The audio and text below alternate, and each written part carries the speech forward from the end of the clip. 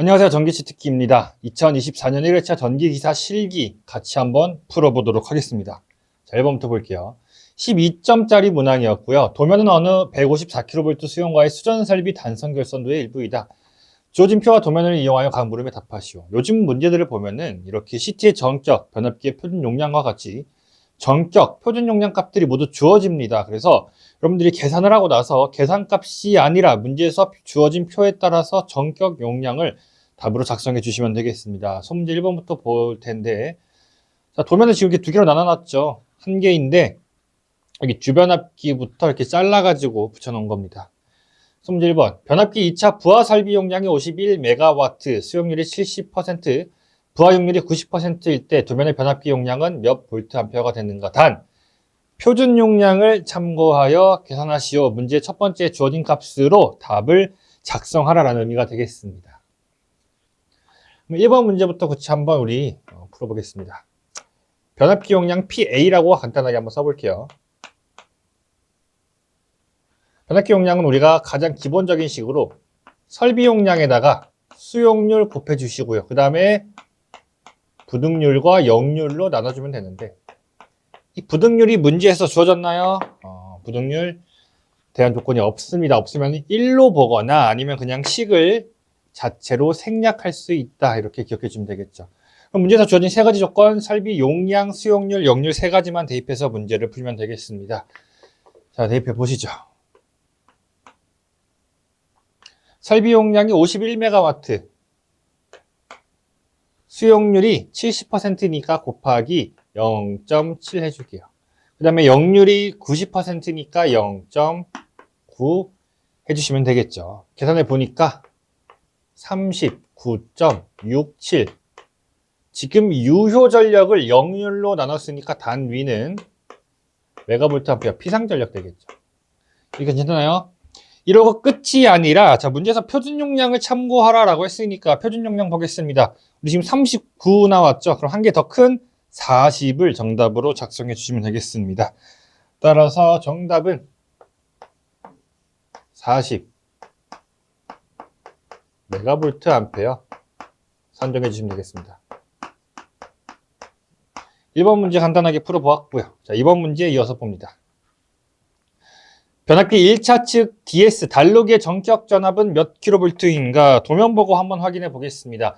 지금 변압기가 여기 또는 여기 같은 거예요, 같은 거. 여기 있는데 여기에 있는 1차 측의 DS의 전격 전압. 그러면은 우리 그림 조금만 크게 해서 한번 볼게요.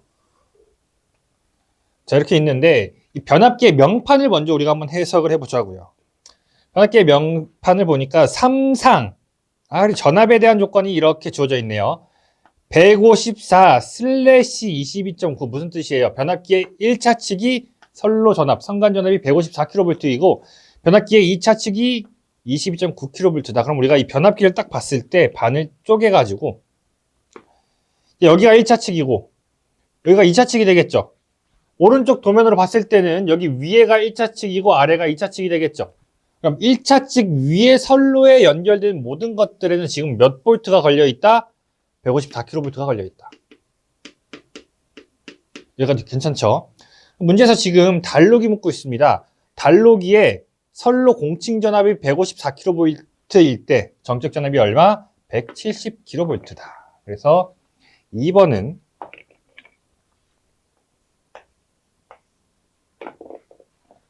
170kV 써주시면 되겠습니다. 됐고요. 3번 보겠습니다. 1에서 선정한 변압기 용량을 기준으로 우리 1에서 선정한 변압기 얼마였습니까? 40MVA 선정했죠. 이 값을 기준으로 CT1의 CTB를 구하여라. 단 여유율은 1.25로 한다. 그럼 문제에서 지금 CT1, CT1번 어디 있는지 도면에서 찾아볼게요. 자, 어디 있습니까? 다시 한번 확대를 해보겠습니다. CT1이 지금 여기 있네요. 자, 이 친구 가지고 와볼게요. CT1 여기 있죠? 맞아요? 그러면은 우리가 지금 CTB는 뭡니까? 전류를 어떻게 변환시켜 줄 거냐? 결국 중요한 거는 전류를 구하는 겁니다. 전류를 구하기 위해서 여러 가지 식이 있는데 가장 간단한 식부터 한번 볼게요. P는 뭐예요? 루트 3 VI죠. 내가 이것을 역류를 곱하지 않으면은 피상전력, 볼트 암페어로 끝나는 것이고, 여기에다가 역률 코사인 세타를 곱하면 뭡니까? 유효전력 와트죠. 이거 헷갈리지 마시고요. 우리가 구한 값은 40MVA 피상전력이기 때문에 역률 곱하지 않은 루트 3 VI로 전류를 구할 수 있겠습니다. 그럼 이 공식으로부터 전류에 대한 식을 정리하면은 I는 루트 3 V분의 P가 되는데, 여기서 구하는 이 I가 무슨 I입니까? 어떤 I예요? 뭘 나타내는 겁니까, 이 친구가? 내가 P에다가 지금 40MVA 넣을 거예요. 그리고 V에다가는 지금 CT1이 여기 있어요. 여기 선로의 전압 얼마라 그랬죠? 154kV라 그랬습니다. 맞아요? 그러면은 이 V에다가는 내가 154 넣을 거라고요. 이렇게 대입했을 때 우리가 구하는 전류가 뭐라는 거죠? 바로 이 선류에, 이 선로에 흐르는 전격 전류가 된다는 겁니다. 됐어요? 변압기 정적 용량 값으로 구한 선로에 흐르는 전격 전류라는 겁니다. 그러면은 이 회로에는 전격 부하에서 선로에 몇 암페어가 흐른다? 대입을 해보겠습니다.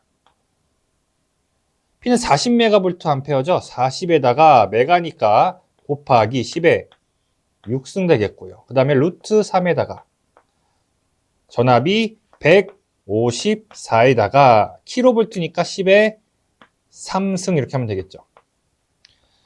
계산해 보니까 전류가 149.96이다.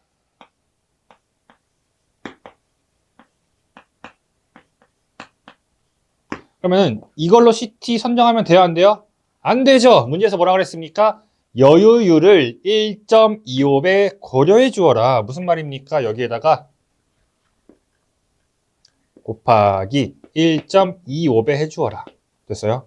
왜 해주는 겁니까? 실제로 전류는 여기에 전격 부하에서 149A가 흐르는데 과부하가 발생하거나 더 많은 전류가 흐를 수도 있겠죠. 그렇기 때문에 여유를 조금 더 줄라라는 겁니다. 그래서 1.25배를 곱해서 계산해 보니까 여유를 곱한 값이 얼마가 되냐? 187.45가 된다. 자, 그럼 우리가 이 값을 기준으로 이제 CTB를 선정하겠다라는 겁니다. 그럼 문제 첫 번째 페이지에서 주어진 표를 보니까 CT의 전격이 200, 400, 600 쭉쭉쭉 되어 있죠. 1차. 구한 게 얼마였습니까? 180 얼마니까 그것보다 한 개 큰 200을 1차 전격 전류로 선정을 하고 CT의 2차는 항상 5A라고 고정되어 있으니까 정답을 뭐라고 쓰면 됩니까? CTB는 200 대 5다 이렇게 써주면 되겠죠. 됐나요? 이렇게 해가지고 소문제 3번 CTB까지 한번 구해봤고요. 4번 문제 봅니다. VCB의 전격 차단 전류가 23kA일 때 차단기 차단 용량 구하여라. 잠깐만. 공식 한번 정리해 볼게요, 먼저. 차단 용량 PS는 우리가 어떻게 쓸 수 있습니까? 루트 3에다가 뭘 곱해줍니까? 전격 전압 곱하기 단락 전류 곱해주면 되잖아요.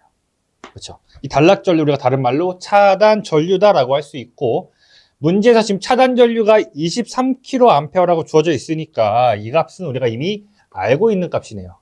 루트 3은 고정 상수 값이고 우리가 뭐만 알면 된다는 겁니까? 전격 전압만 알면 되겠다. 됐어요? 그럼 VCB 전격 전압 한번 찾아봅시다.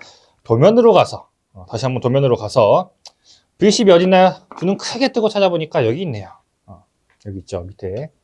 확대해 볼게요. 그럼 이 친구는 지금 변압기의 몇 차 측에 있습니까? 변압기 2차 측 아래에 있으니까 지금 선로에 걸리는 전압이 얼마다? 22.9kV다. 여기까지 괜찮죠? 그럼 선로 공칭 전압이 22.9kV일 때 차단기 정격 전압 얼마? 기억하셔야겠죠? 2오빠 25.8 되겠습니다. 그럼 차단 용량 PS는 루트 3에다가 전격 전압 얼마였다고요? 25.8. 차단 전류가 문제에서 얼마라고 주어졌나요? 23kg. 이렇게 하면 되겠습니다. 됐어요? 계산해 보니까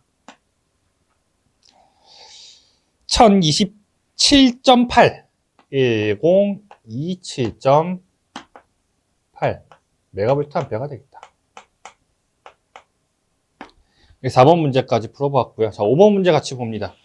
과전류 계전기 전격 부담이 9V 암페어일 때 이 계전기의 임피던스는 얼마인가? 우선 이 전격 부담이 뭔지부터 한번 정의를 간단하게만 정리해 볼게요. 과전류 계전기. 과전류 계전기는 어디에 연결되나요? 도면 볼까요? 자, 과전류 계전기 여기 이 친구 한번 볼게요. 이 51번이 과전류 계전기죠. 이 친구. 지금 어디에 연결되어 있어요? 선로의 CT에 지금 연결되어 있는 거 보이시죠? 맞습니까? 그럼 51, 이 과전류 계전기 OCR이에요. OCR. 과전류 계전기는 어떤 전류를 공급받아요? CT의 2차 측 전류를 공급을 받고 있습니다. 보시죠? CT의 2차 측 정격 전류가 얼마입니까? 5A. 이것만 기억해 주세요. 자, 그럼 다시 돌아와서 정격 부담이라는 건 무엇이냐? 이 과전류 계전기에 정격 전류가 흐를 때 소비하는 피상전력이라고 해요. 그게보다 부담이다. 피상전력 공식 뭐였어요? 피상전력 PA는 전압 곱하기 전류라고 쓸 수도 있고 아니면 이렇게 쓸 수도 있죠. 전류의 제곱에다가 임피던스. 피상전력이죠. 과전류 계전기에서 소비하는 피상전력 얼마래요? 9V 암페어. 근데 이때 어떤 전류가 흐를 때? CT의 2차 정격 전류가 흐를 때 그럼 I가 얼마라는 겁니까? 5A라는 것이죠. 제곱 Z가 9다. 괜찮죠? Z에 대해서 구하면 되겠네요. 자, 5번 정격 부담 주어졌을 때 임피던스 Z는 5제곱분의 9죠. Z에 대해 정리하면 5제곱분의 9, 그럼 25분의 9. 이거 정리해 보면은 0.365면 된다. 이렇게 5번까지 풀어봤고요.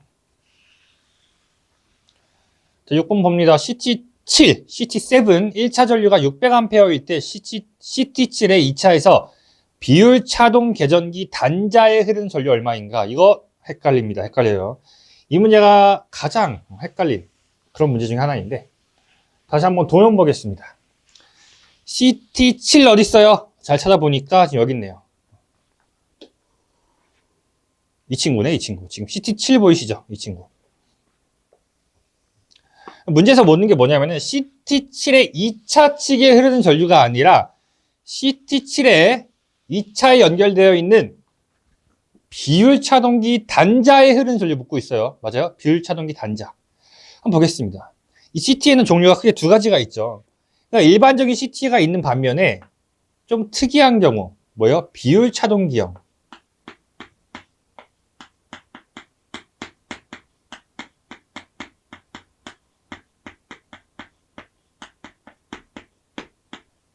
팔이 아프다. 비율 차동 계전기용 CT가 있어요. 일반적인 CT는 결선을 어떻게 하냐? 3상 3선식에서는 두 대를 이용해서 V결선하고 3상 4선식에서는 뭐예요? 세 대를 이용해서 Y결선합니다. 그런데 비율 차동 계전기는 이런 배선 방식과 상관없이 어떻게 합니까? 주변압기 결선이 서로 다른 경우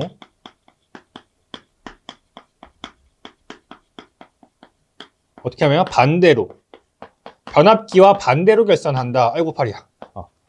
무슨 말인지 이해됐습니까? 자, 주변압기로 와가지고 보니까 지금 주변압기가 1차가 델타고 2차가 Y죠.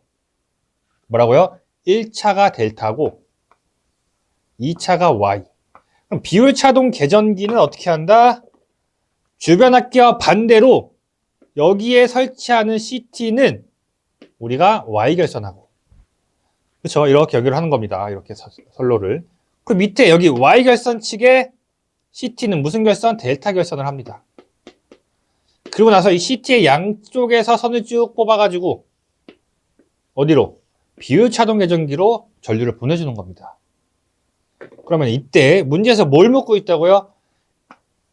비율 차동 계전기 단자로 흐르는 전류. 단자에 흐르는 전류. 다시 문제로 돌아옵니다. 그럼 CT7 결선이 뭐라는 겁니까? 주변 합기심 여기 Y죠. 비율차동 계전기용 CT 무슨 결선? 델타 결선한다. 델타 결선. 여기까지 괜찮죠? 그럼 그림 한번 그려볼게요. 실제로는 델타 결선 한다라고 하니까 만약에 뭐 선이 이렇게 세 선이 있다. 그러면은 CT가 이런 식으로 설치되겠죠. CT가 뭐 한 개, 두 개, 세 개가 있으면은 델타 결선이니까 이렇게 설치가 되겠죠. 그죠? 그리고 선이 한 개, 두 개, 세 개가 빠져서 비율차동 계전기로 빠집니다. 여기서는 87T라고 되어 있죠. 이렇게 하면 우리 눈에 좀 익숙하지 않으니까 좀 편한 형태로 한번 바꿔볼게요. 아이고. 자, 델타 결선이니까 이렇게 그립시다.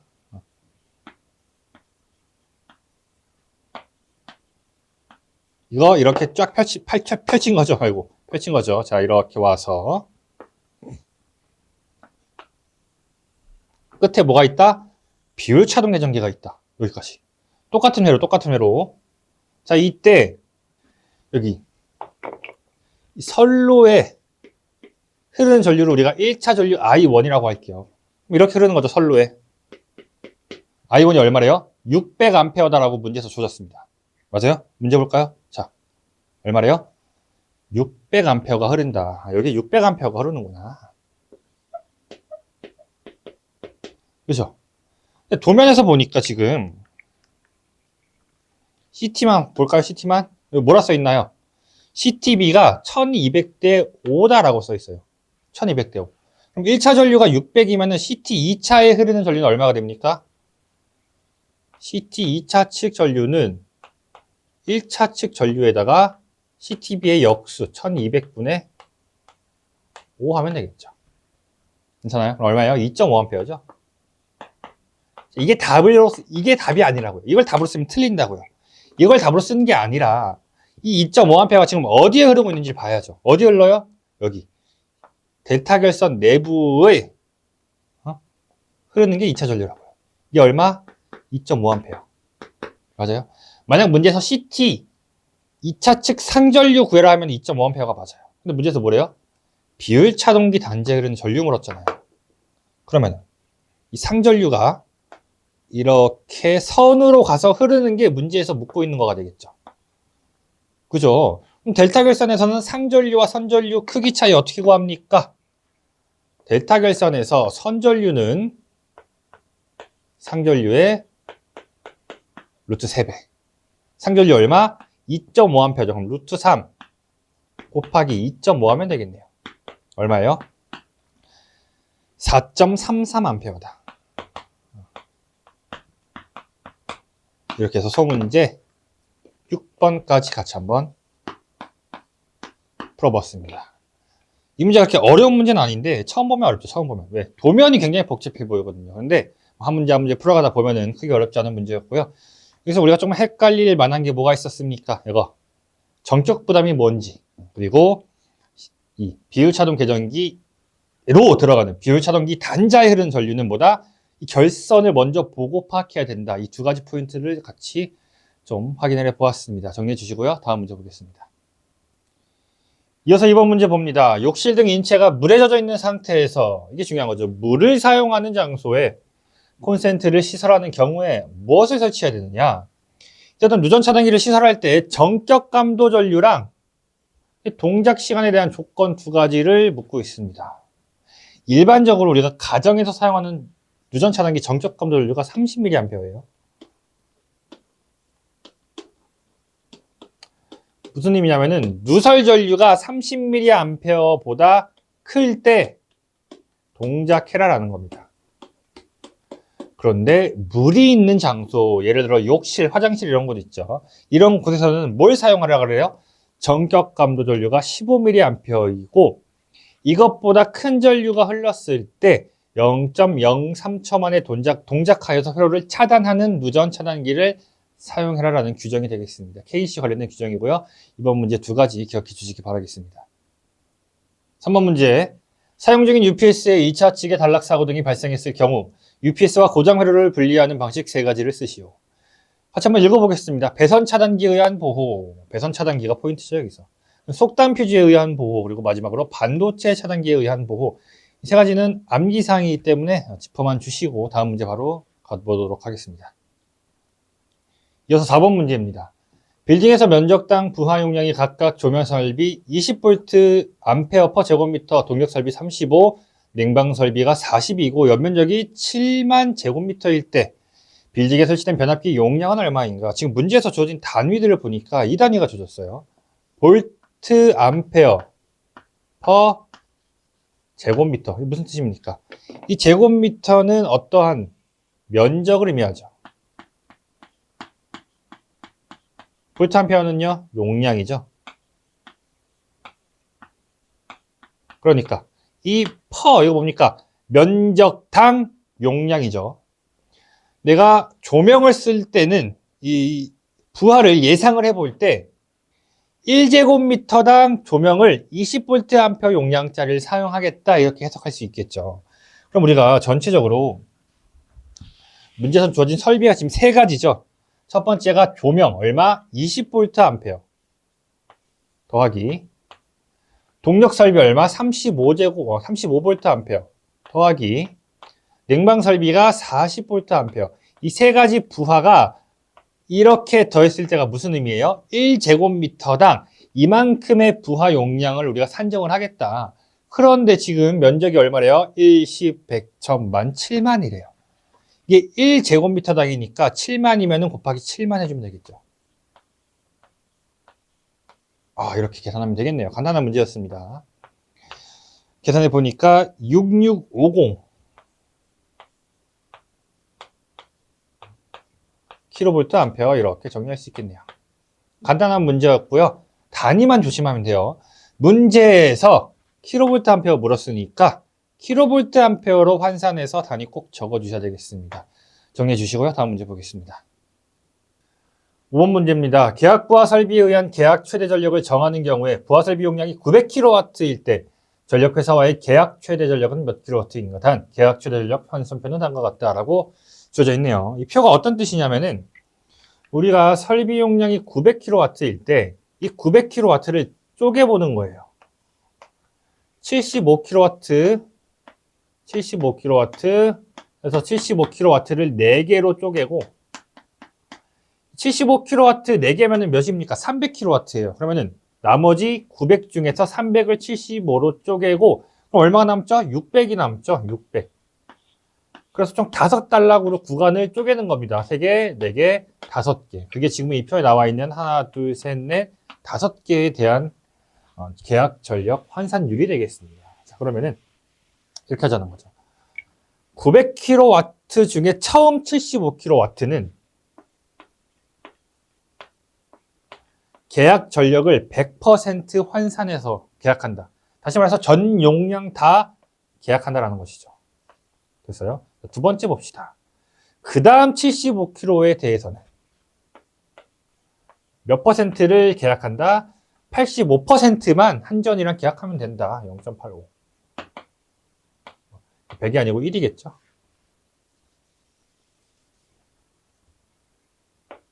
그래서 첫 번째 구간, 두 번째 구간 했고요. 더하기, 자, 세 번째 구간 봅시다. 마찬가지로 다음 75kW에 대해서 몇 퍼센트만 한전이랑 계약한대요? 75%만 한대요. 그럼 0.75 되겠네요. 그 다음 구간, 또 다음 75kW에 대해서 몇 퍼센트? 65%만 계약할 거다. 그리고 4개 했으니까 나머지 300kW 초과분 얼마입니까? 900 빼기 300 하면 600이라 그랬죠. 이거는 통째로 얼마만큼 계약한다? 60%만 계약한다. 0.6 해주면 되는 거죠. 그래서 4 더해보면은 이 값이 603.75가 나와요.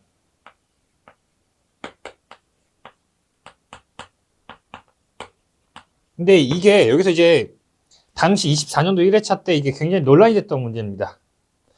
왜냐면은 이 표 출처가 어디냐면은 한국전력공사 내부 규정이에요. 누구나 다 열람할 수 있는 내용이고요. 여기 들어가서 규정을 보면은 전력을 계약할 때는 소수점 이하는 반올림한다라는 규정이 원래 여기 옆에 비고 칸에 이렇게 적혀 있습니다. 과거 기출에서도 항상 이 비고가 주어져 있어요. 반올림하라고. 근데 이번 문제에서는 이 비고가 생략이 됐단 말이죠. 그럼 이제 우리가 생각해 볼 것은 출제자의 의도입니다. 출제자의 의도가 두 가지로 좁혀질 수 있겠죠. 첫 번째, 한국전력공사와의 계약할 때 반올림하는 것은 기본이에요. 기본. 이 기본적인 것을 알고 있느냐라는 게 의도가 될 수 있겠고, 두 번째는 아니 뭐 이게 중요하냐? 우리가 지금 이 환산하는 것이 중요한 거지. 내가 이걸 물어보고 싶은 건 아니다. 라는 게 출제자의 의도 둘 중 하나가 되겠습니다. 그래서 정답은 뭐가 됐냐? 정답은 둘 다 복수 정답이었어요. 둘 다 맞는 복수 정답으로 되었습니다. 그래서 사실 출제자의 의도는 우리가 여기서 이 둘 중 뭐냐라고 해서 정확하게 알기는 어렵죠. 우리가 뭐 그분들의 머리를 열어보지 않는 이상은 어려운데, 저 같은 경우 제 주관적인 해석을 조금 더 해보자면은 문제에서 뭐라 그랬을까? 전력회사랑 몇 킬로와트로 계약하냐라고 물었습니다. 이 전력회사랑 전력을 계약할 때는 소수점 단위로는 계약하지 않습니다. 항상 정수값으로 계산을 해요, 보통. 그 말인즉슨 여기서 반올림에서 정답을 얼마로 써주는 게 가장 정석에 가깝냐? 604라고 쓰는 게 가깝다라는 거죠.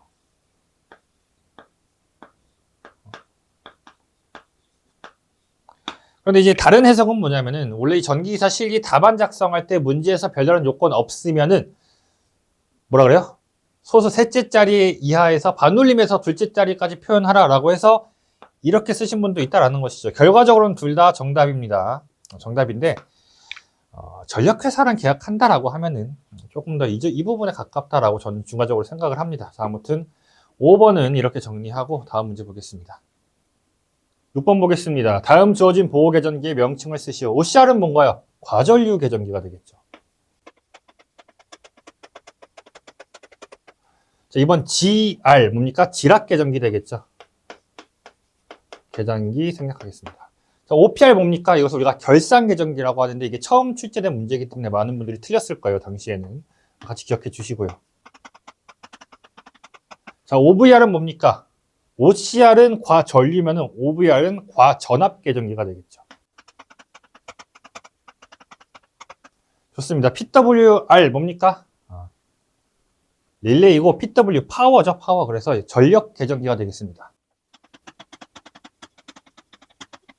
간단한 단답형 문제였고요. 정리해 주시고 다음 문제 넘어가 보도록 하겠습니다. 7번 문제 보겠습니다. 연축전지의 전격 용량이 200A, 상시부하 10kW, 표준전압 100V, 부동 충전 방식의 충전기 2차 전류 얼마인가? 우리 부동 충전 방식 회로 한번 볼까요? 여기 이렇게 충전기 있다라고 할게요. 충전기로부터 회로가 이렇게 쭉 연결돼서 이렇게 나온다라고 보겠습니다. 가장 끝에 부하가 이렇게 있고요. 그리고 가운데 뭐가 있습니까? 축전지가 있죠. 축전지를 직류 전원으로 표시를 해보겠습니다. 그럼 충전기에는 뭐가 들어오냐면 첫 번째로는 교류 전압이 먼저 인가가 됩니다. 그런데 충전기가 뭘 해줘요? 교류를 직류로 바꿔서 2차 측으로 이렇게 보내주게 되겠죠. 이때 문제에서 묻는 것이 바로 충전기 2차 전류 이 친구가 되겠네요. 이 친구는 I2라고 한번 해보겠습니다. 그리고 이 I2에서 한 개는 축전지로 가겠고요. 또 한 개는 부하로 이렇게 나뉘겠죠. 맞아요? 이 친구 빨간색 I, 이 친구 우리 보라색 I라고 쓰고 KCL, 이 접점에서 KCL 하면은 I2는 이런 식이 나오겠죠. 빨간색 전류 더하기 보라색 전류 두 개 더해주면 되겠네요. 됐나요? 빨간색 전류부터 같이 한번 구해볼게요. 자, 빨간색 전류예요. 축전지 뭡니까? 축전지 전격 용량 200. 맞아요? 단위 같이 한번 써볼까요? 암페어 아워죠. 그럼 분자는 뭡니까? 문제에서 연축전지라고 했습니다. 연축전지의 공칭 방전율 뭡니까? 10아워죠. 10아워. 이렇게 됐어요? 그럼 여기서 HH 약분하니까 뭐만 남아요? 암페어, 전류되는 거죠. 전류. 그래서 이게 빨간색 전류가 되는 것이고요. 더하기 보라색 전류는 부하 전류가 되겠네요. 부하의 용량이 얼마래요? 상시부하 10kW. 10 곱하기 10의 3승. 그 다음에 우리가 전력을 전압으로 나누면 전류가 되죠. 전압 얼마예요? 표준 전압 100V다. 100 써주면 되겠네요. 됐을까요? 이렇게 하면은. 그러면 이 식을 정리해 보면은 얼마가 된다? 120A가 된다. 이렇게 7번 문제까지 풀어보았습니다. 8번 문제 보겠습니다. 변압비 3500대 100V인 단권 변압기 2대의 고압측 그림과 같이 직렬로 5500전원에 접속하고 저압측에 각각 3옴, 5옴의 저항을 접속했을 때 고압측의 단자 전압 2원, 2투를 구하여라. 지금 문제에서 이 친구 두 개 구하라고 한 거죠. 볼 텐데 회로를 보면은 이 변압기가 철심이 한 개 이렇게 있을 때 이 철심 양 옆에 코일이 이렇게 감겨 있습니다. 그럼 이것은 자기적으로 연결된 건데 그럼 우리가 회로를 이렇게 해석할 수 있는 거예요. 여기 저 멀리 3옴이 연결되어 있는데 사실상 이 3옴은 어디에서 지금 부하를 공급받고 있습니까? 여기에 지금 3옴이 전력을 공급받고 있는 거죠. 마찬가지로 이 5옴은 E2에 지금 전력을 공급받고 있으니까 여기에 걸려있다라고 보는 겁니다. 됐어요? 그냥 이렇게 없는 걸로 보고 E2에 이 친구가 바로 걸려있다고 봐도 상관이 없다고요. 물론 변압비, 권수비에 의해서 조금 크기는 조정되지만 제가 말하고 싶은 거는 여기 3, 여기 5 이 3대 5라는 비율이 변하지는 않는다고요. 권수비를 곱해주면은 두 개가 같은 변압비, 같은 권수비를 갖는 변압기이기 때문에 이 비율이 변하지가 않는다고요. 그럼 무슨 말인지 아세요? 우리가 5500V죠. 이 회로를 우리가 등가 회로로 이렇게 바꿀 수 있다고요. 자, 전원이 있고 여기 옆에 저항이 이렇게 두 개가 있어요. 여기 위에 있는 친구가 3옴, 아래에 있는 친구가 5옴. 전압이 얼마? 5500. 그리고 이 3옴에 걸리는 전압이 얼마? 2원이 되는 거고 5옴에 걸린 전압이 얼마? 2투가 된다. 이렇게 등가적으로 해석할 수 있다고요. 됐나요? 그럼 뭐 이거 어떻게 해요? 전압 분배 법칙, 우리 회로이론 때 배웠던 너무 기초적인 내용으로 풀 수 있는 거죠. 직렬로 연결된 저항에 분배되는 전압은 어떻게 돼요? 저항에 비례하니까 3옴에 걸리는 전압 2원이죠. 어떻게 구할 수 있죠? 3옴 더하기 5옴 더하기 내 저항 곱하기 전체 전압 5500 하면 될 거고요. 그럼 E2도 한번 구해볼까요? E2는 똑같죠? 3옴 더하기 5옴 내 저항 얼마? 5옴 그리고 전체 전압 5500 이렇게 계산해보면 되겠네요. 계산해보면 이 친구가 2062.5 2062.5V 나오고요. 밑에 E2가 얼마입니까? 3437.5 3437.5V 된다. 이렇게 정리해 주시면 될 것 같습니다. 9번 문제입니다. 전력시설물 공사감리 업무 수행 지침에서 정하는 전기공사업자가 해당 공사 현장에서 공사 업무 수행상 비치하고 기록 보관하여야 하는 서식을 5가지만 쓰죠. 감리에 대한 것들은 우리가 그냥 한번 읽어보고 넘어갈게요. 첫 번째, 하도급 현황. 두 번째, 주요인력 및 장비 투입 현황. 세 번째, 작업 계획서. 네 번째, 기자재, 공급원 승인 현황. 다섯 번째, 주간 공정 계획 및 실적 보고서가 있겠습니다. 정리해 주시고요. 바로 다음 문제 볼게요. 10번 문제입니다. 유도전동기가 있는 현장과 현장에서 조금 떨어진 제어실 어느 쪽에서든지 기동 및 정지가 가능하도록 전자접촉기 그리고 누름버튼 스위치 온오프 1개씩 사용하여 제어 회로를 완성하시오. 무슨 말입니까? 전동기가 있는데 내가 이것을 현장에서도 제어를 하고 싶고 조금 멀리 떨어져 있는 제어실에서도 동일하게 이 유도 전동기를 제어하겠다. 그러니까 지금 현장에서의 온오프 스위치는 주어져 있죠. 온오프 스위치. 이거 현장 말고 제어실에서도 똑같이 온오프할 수 있도록 회로를 구성하라는 겁니다. 이제 멀리 떨어져 있는 두 개소에서 하나를 조작할 때 이 규칙을 반드시 기억해 주세요. 온 버튼은 병렬이다. 그러면 오프 버튼은요? 반대로 직렬이다. 됐어요? 온은 병렬이고 오프는 직렬이다. 한번 해봅시다. 첫 번째, 온 눌렀을 때 끊겨 있어요. 어떻게 될지 모르겠지만 끊겨 있습니다. MC 있고 오프 있어요. 근데 우리 이렇게 바로 들어가면 좀 헷갈리니까 간단한 회로로 한번 그려볼까요? 먼저 우리 눈에 익은 회로로. 첫 번째, 위아래 두 줄 긋고 위에서부터 내려볼게요. 여기 위에 온 붙어 있으니까 온 먼저 한번 해보죠. 그러면은 여기서부터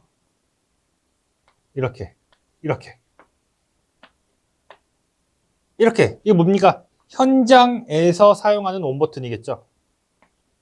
됐어요? 그리고 옆에 MC가 있는데 이건 보니까 자기유지 접점이에요. 그죠? 이렇게. 지금 현장 거 하는 겁니다. 현장 거. 그리고 쭉 내려와서 오프 버튼 하나 달아주고 쭉 내려와서 MC 달아주면은 현장에서는 지금 MC를 이보다 완벽하게 조작할 수 없어요. 그죠? 온 눌렀을 때 전류가 쭉 흐르면서 MC가 여자되고 붙으면서 자기 유지했다가 오프 누르면 꺼지는 거죠. 이걸 이제 현장에서만 이렇게 제어를 하다가 뭐라 그럽니까? 제어실에서도 제어하고 싶다. 제어실에서 제어할 수 있도록 여기다가 한번 회로를 추가해 볼게요. 됐어요? 첫 번째, 온은 병렬이라고 했어요. 온 버튼은 병렬이라고 했습니다.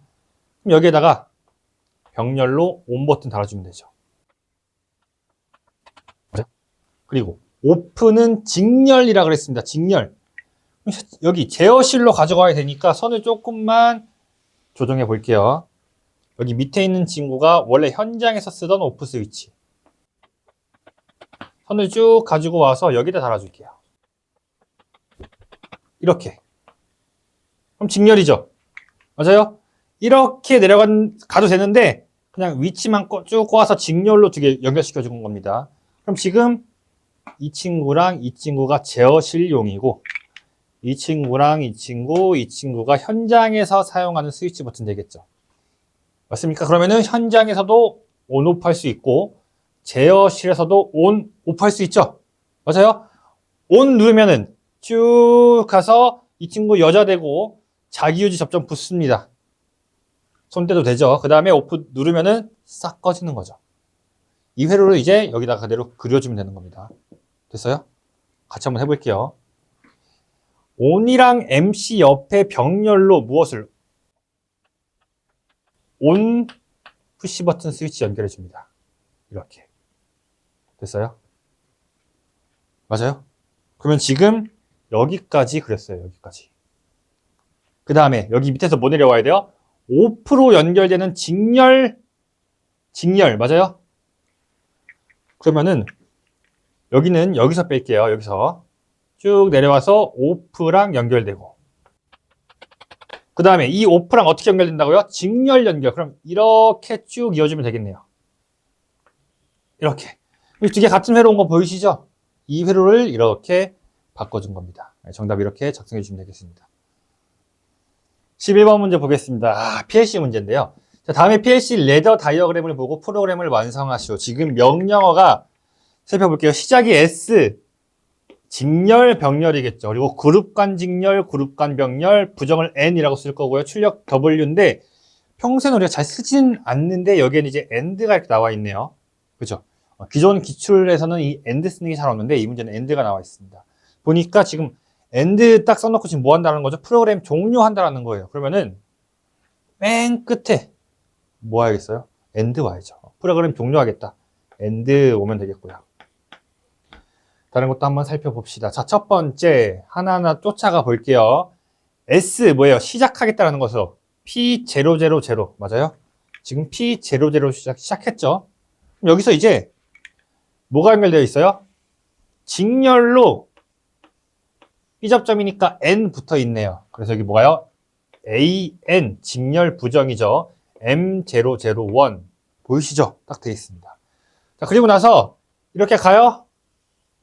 가면 안 되죠. 여기 밑에 병렬 있죠? 병렬.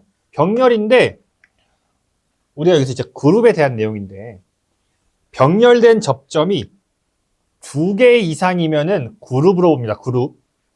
그럼 이 M000는 병렬로 모는 게 아니라 그룹의 시작을 해줘야 돼요.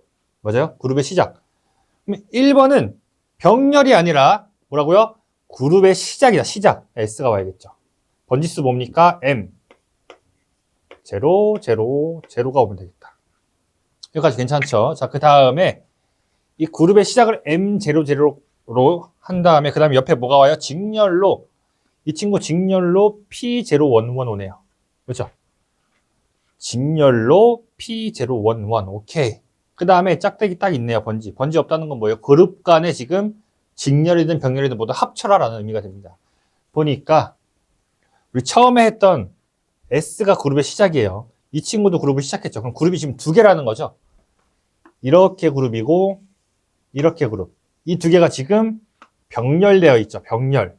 그러면 그룹 간 병렬이니까 O, S 넣어주면 되겠네요. 아, 쉬워요. 나쁘지 않았습니다.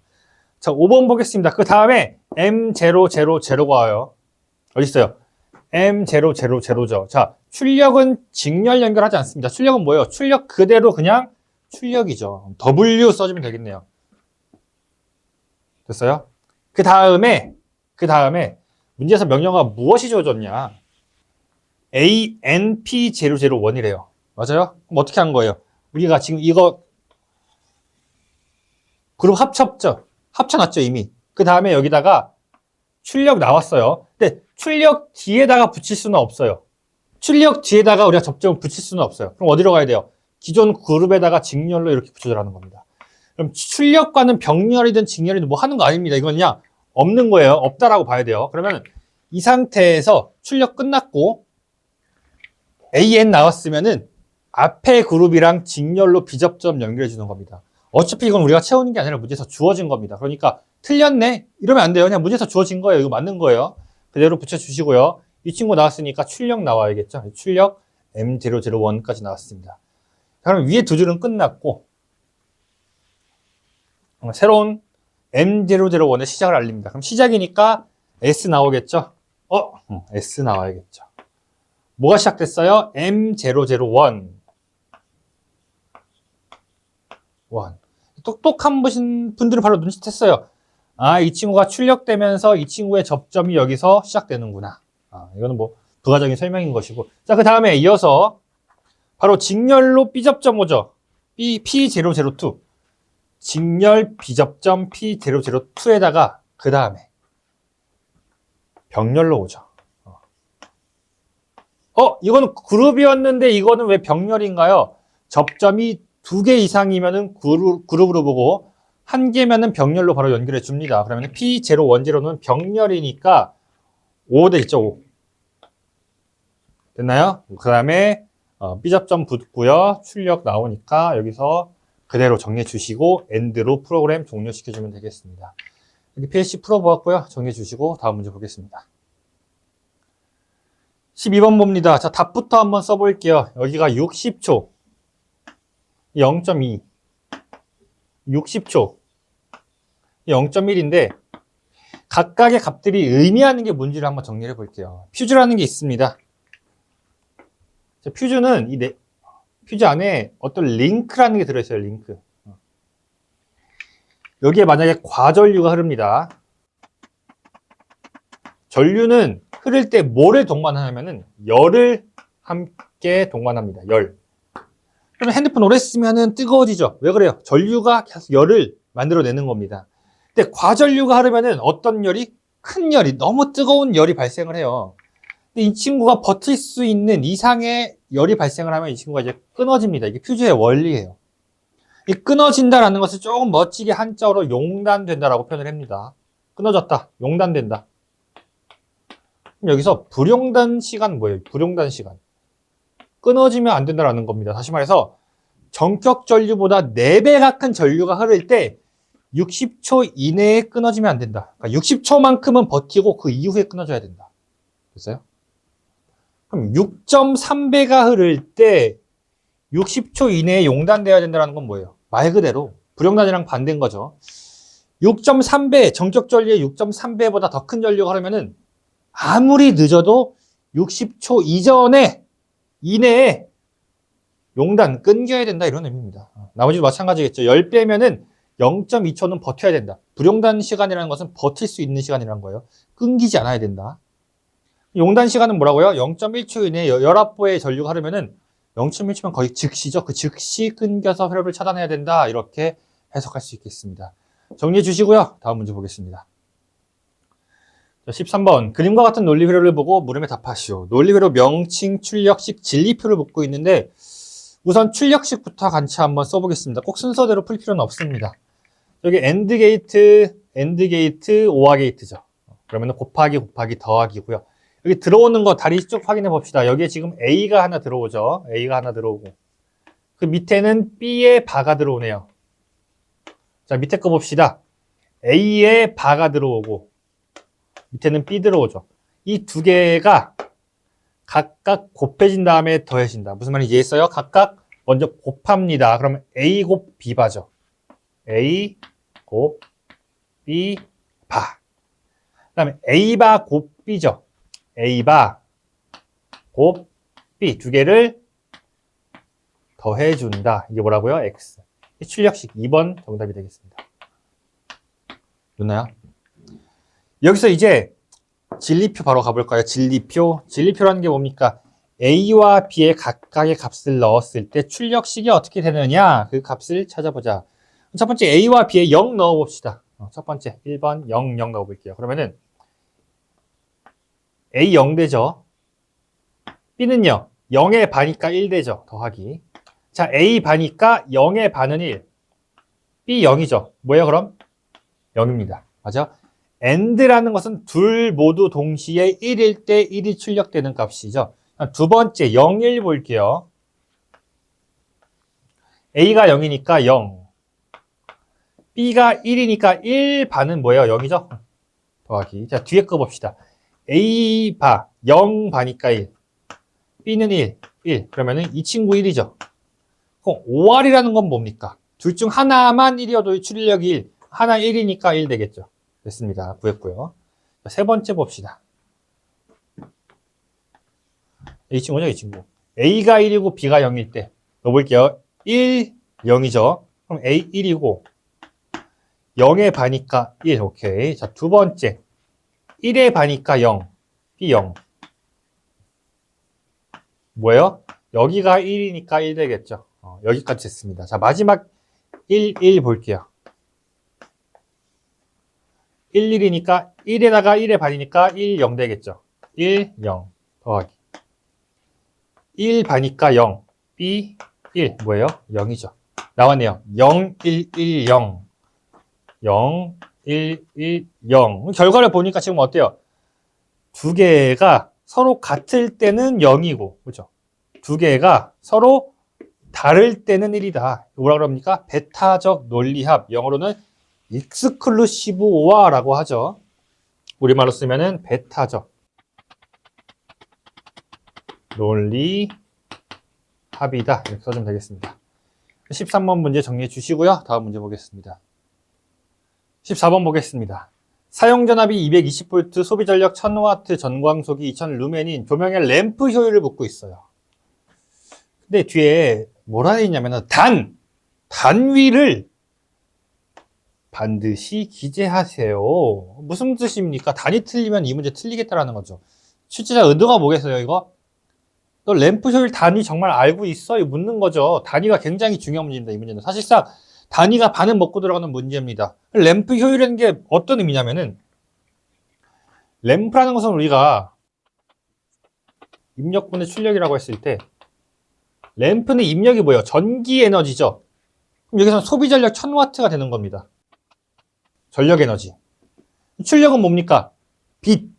얼마나 밝냐? 루멘이죠, 광속. 2000루멘 되는 겁니다.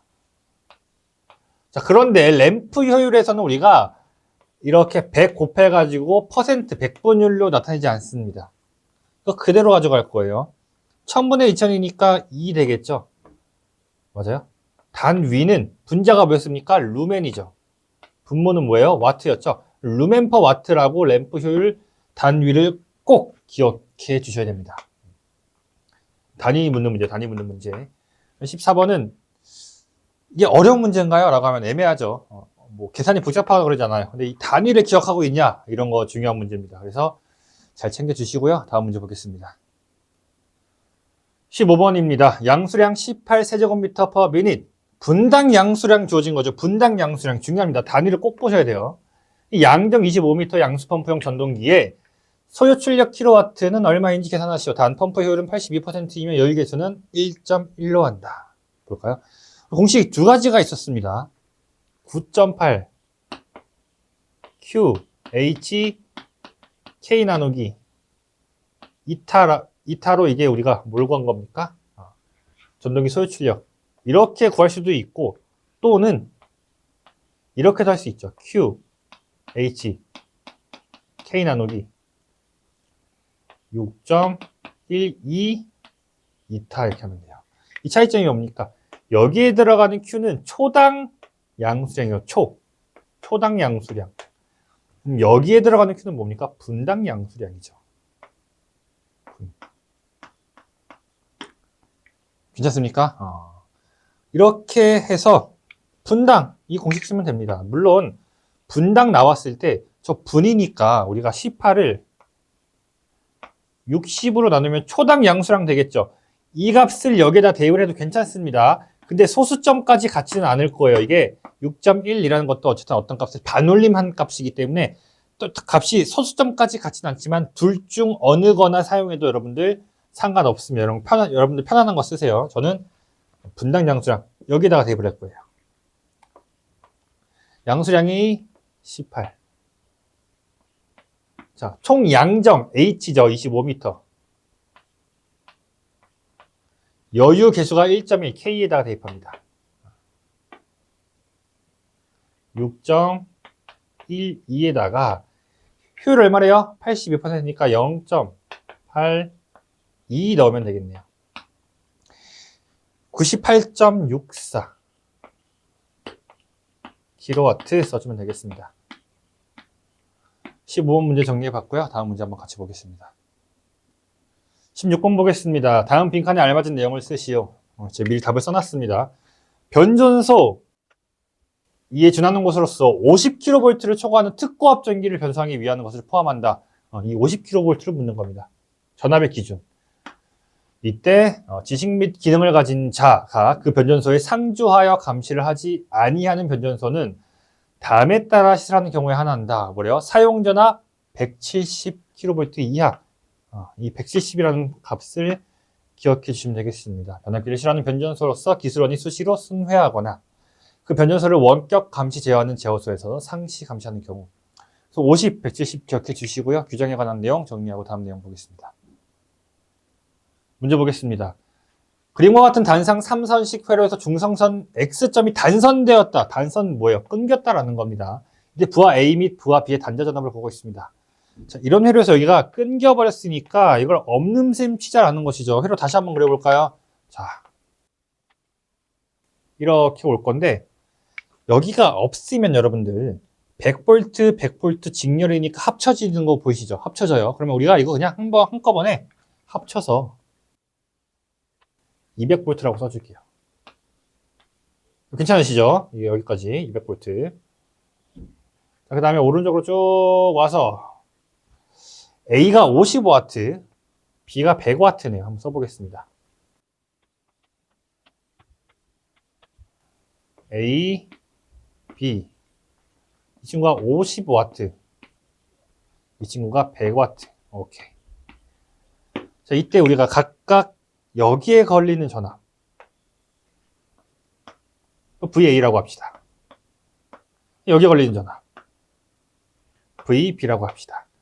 부하가 지금 직렬이니까 부하라고 어렵게 생각하지 말고 그냥 하나의 저항이라고 보세요. 저항 두 개가 직렬일 때 전압을 인가하면은 저항에 비례해서 전압이 분배되겠죠. 그런데 이분이 한번 꼬아놓은 겁니다. 어떻게 꼬았어요? 저항이 아니라 전력, 소비 전력 값을 주어졌습니다. 그럼 우리가 전력 값을 전압을 할 때 P는 R분의 V제곱 이렇게 쓸 수 있죠. 그런데 전압 200V라는 값은 어때요? 일정합니다. 맞습니까? 200V가 이렇게 나뉘어서 걸릴 때 일정한 값이 걸리겠죠? 이 값이 변동하진 않겠죠? VA, VB 모두 일정합니다. 그런 상황에서 전력은 뭐랑? 저항이랑 무슨 관계다? 반비례 관계다. 에? 무슨 의미예요? 지금 P, A 대 PP 50대 100이죠? 맞습니까? 그럼 이 친구의 저항값을 우리가 RA라고 쓸게요. 그리고 이 친구 저항값을 RB라고 쓸게요. 반비례라고 했으니까 50대 100이었는데 반비례래요. 반비례. 어떻게 돼요? 100대 50대겠죠. 맞아요? 얼마요? 2대 1. 네? 2대 1. 맞습니까? 자, 그러면은 식을 우리가 이렇게 정리합시다.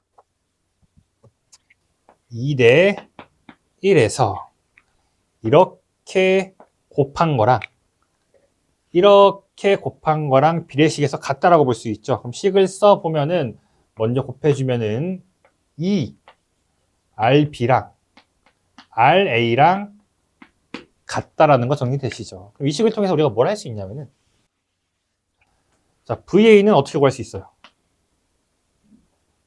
분배되는 거니까 이거 저항 두 개를 먼저 더해줍니다. RA 더하기 RB. 그 다음에 나한테 걸리는 전압이니까 내 저항, 그쵸? 그리고 전체 전압 얼마? 200 곱해주면 되는 겁니다. 되셨죠? 근데 여기서 뭐라 그랬습니까? ERB는 RA래요. 그러면 이렇게 하면 되겠죠. 우리가 RA를 ERB로 바꿔줍니다. RA를 ERB로. 그러면 여기 ERB. ERB. 맞아요? 그럼 여기 정리해 보면은 분모가 3, RB. 분자가 2, RB. 약분 3분의 2. 그러면은 여기가 3분의 2. 곱하기 200 하면 얼마가 됩니까? 133.33이 됩니다. 133.33V가 된다. 그러면은 B는 어떻게 돼요? B. 이렇게 똑같이 해도 되죠. 분배 법칙해서 그렇게 풀어도 되고 아니면은 어차피 여기 걸린 전압 여기 걸린 전압 합치면 200이잖아요. 그죠? 그럼 VB는 200 빼기 VA 해도 되겠네요. 그렇죠? VA에다가 133.33V 대입해가지고 계산해 주시면 66.67V가 되겠다.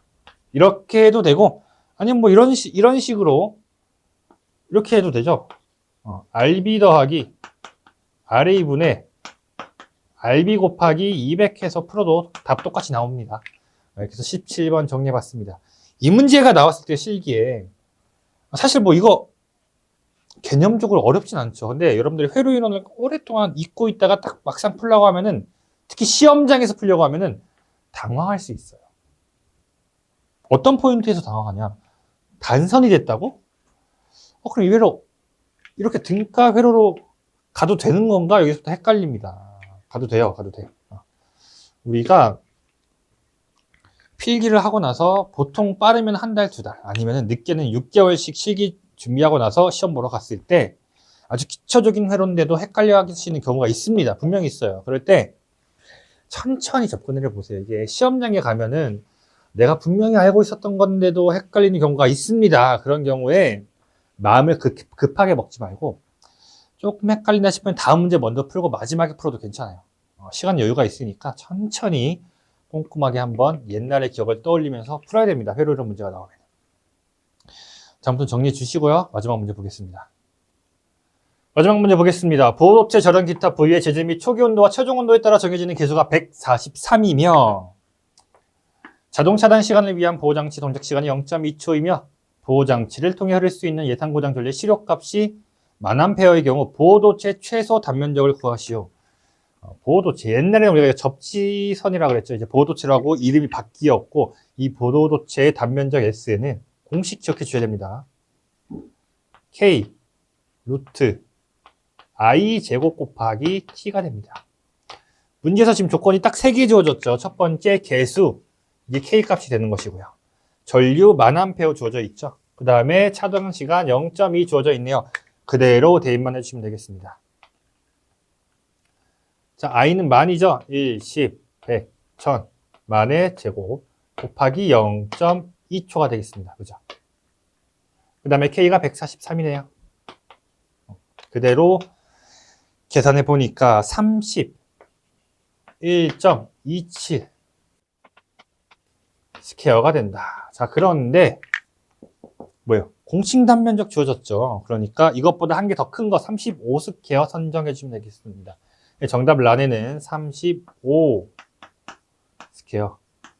이렇게 답만 써도 돼요. 답만 써도 되고, 그냥 저는 여러분들이 쉽게 하시라고 선정 이렇게 설명을 쓰는 편입니다. 둘 다 괜찮고요. 여기까지 정리해 주시면은 24년 1회차 18문제 모두 같이 풀어보았습니다. 문제 전체적으로 경향을 보니까 어때요?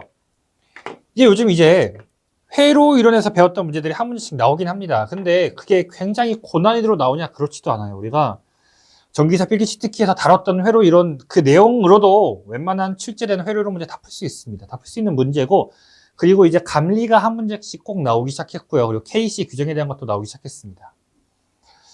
근데 저는 항상 그렇게 생각을 해요. 우리가 앞으로 감리 많이 나오니까 감리 미리 공부하자. KC 나올 거니까 규정집 이따 두꺼워요. 그거 공부하자. 이거는 추천드리지 않습니다. 우리는 조금 더 기출에 충실해야 돼요. 왜냐? 여기 나왔던 신출 문제들 다 틀려도 기출 다 맞았으면은 60점, 70점으로 충분히 합격할 수 있는 회차였어요. 이번 문제. 합격률은 한 30%, 40%였죠. 40%대. 그러니까 이런 평이한 40% 정도의 평이한 것들은 기출만 맞춰도 합격할 수 있고, 난이도가 조금 떨어져서 10에서 20% 정도일 때는 기출에다가 변형 문제까지 좀 맞춰야 되는 부분이 있습니다. 근데 변형 문제가 엄청 어렵냐? 그것도 아닙니다. 기출 문제를 정확하게 풀었다면은 변형 문제는 숫자가 바뀌거나 두변이 살짝 변형된 그 정도입니다. 그 정도 여러분들이 기출만 잘 공부해도 충분히 풀 수 있습니다. 그리고 신출 문제에 대한 것들도 너무 겁낼 필요가 없는 게, 분명 신출 문제긴 해요. 근데 신유형이긴 한데 그 부분 기출에서 배웠던 내용들이 다 녹아져 있다고요. 그런 부분들은 우리가 부분 전수 정도는 어느 정도 챙겨갈 수 있게 출제가 되니까 여러분들이 너무 겁먹지 않으시고요. 항상 기출 문제에 조금 더 여러분들이 중점을 두고 공부를 이어가셨으면 좋겠습니다. 정리해 주시고요. 또 다음에 뵙겠습니다. 수고하셨습니다.